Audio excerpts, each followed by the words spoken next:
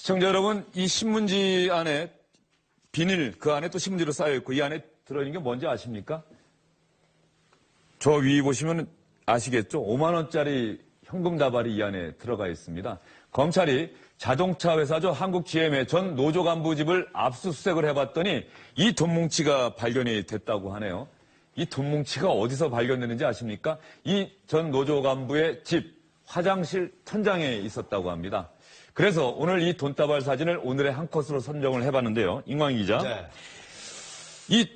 현금 뭉치가 있고 5만 원권이고 이렇게 많이 있으면은 이게 깨끗한 돈이라고 한다면 집 금고에 놔두거나 그랬을 텐데 화장실 천장에 놔뒀다. 뭔가 조금 구린 돈이라는 얘기인가요? 그러니까 몇 년 전에 또 그런 게 있었죠.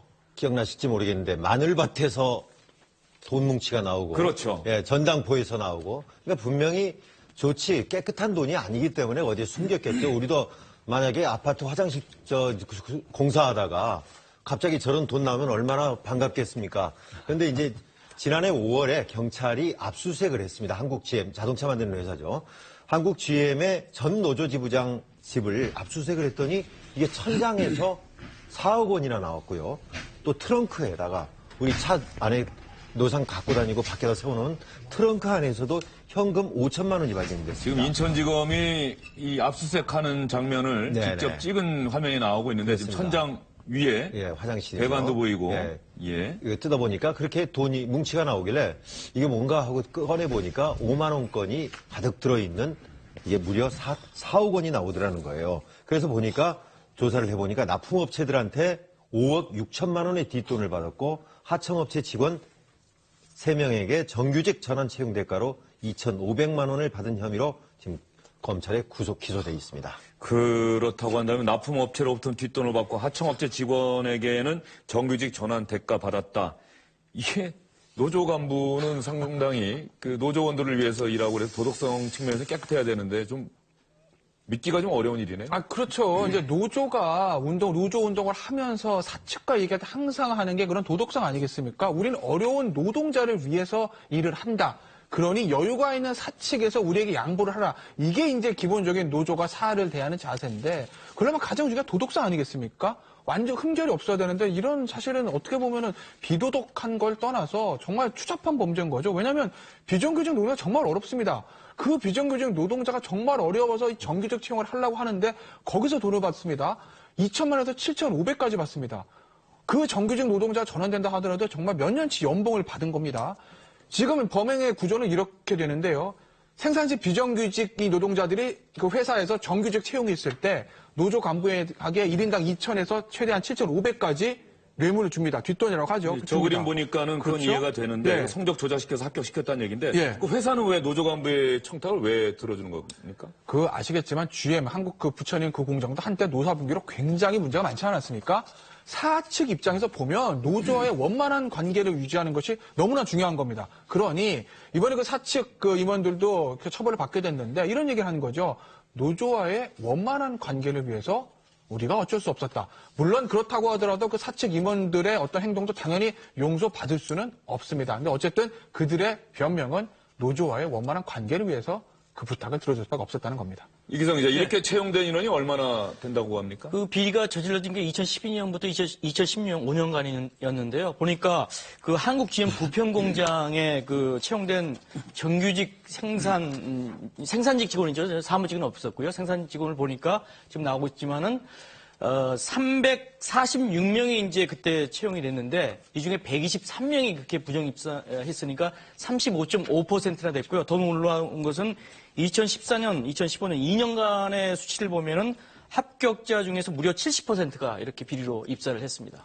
이런 얘기를 들어보면 정상적으로 열심히 공부해서 채용 시험에 응시했던 오히려 다른 수험생들은 불이익을 크게 본 셈이 되는데 그 금품 제공 후에 정규직 채용 이 부분에 대해서 한 얘기가 있습니다. 한번 들어보시죠.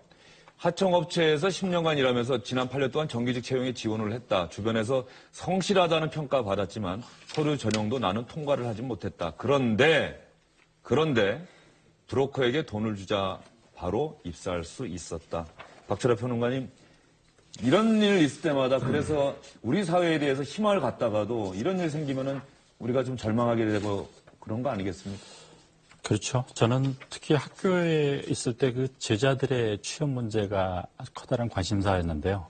과연 저 친구들이 사회에 나가서 품었던 그 꿈이 온전하게 실현될 수 있을 것인가, 그런 점에서 참 안타까운 넘어서 분노할 만한 사건이라고 생각합니다.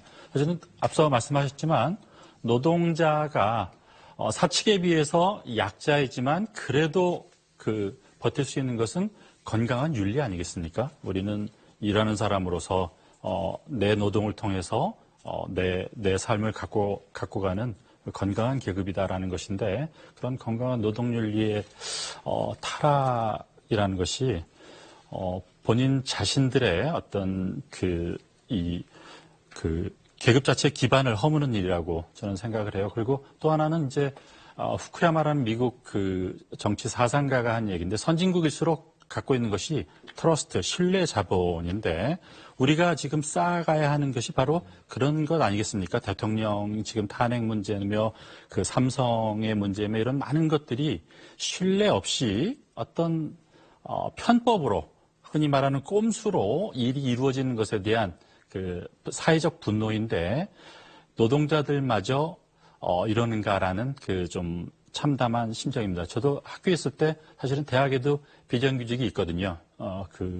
제가 받던 임금의 한 30-40%를 받으면서 근무하시는 공부 많이 한 계약직 교수, 강사분들이 있었는데, 늘 제 가슴 한켠에 똑같이 노동을 하고도 급여를 그렇게 받지 못하는 사람들에 대한 안타까움이 있었습니다. 이 문제는 우리가 사회적으로 합의를 해서 정규직 노동 조직들이 그 비정규직을 품어 안는 식으로 사회적 갈등을 치유하지 않으면 앞으로 두고두고 우리 사회에 커다란 부담이 될 문제라고 생각합니다. 네, 박철아 평론가가 말씀하신 노동윤리라는 단어가 상당히 와 닿는데요. 차기 대선 주자들이 바로 이런 문제에 대한 해법을 국민들에게 제시를 하고 그 다음에 선택을 받아야 되지 않을까, 이런 생각이 듭니다. 지금까지 주영진의 뉴스 브리핑 선정한 오늘의 한 컷이었습니다.